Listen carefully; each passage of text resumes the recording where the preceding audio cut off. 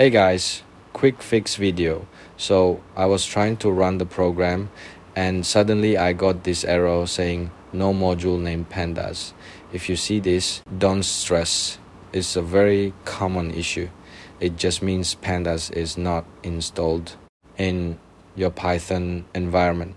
Here's the fix, and type this command python -m pip install pandas. That's it. It will start downloading the required packages, and after that it will install everything automatically. Once the installation is done, run the program again. Now there will be no more issues and the error will be completely fixed. If this helped you, make sure to like and share, and I'll see you in the next video.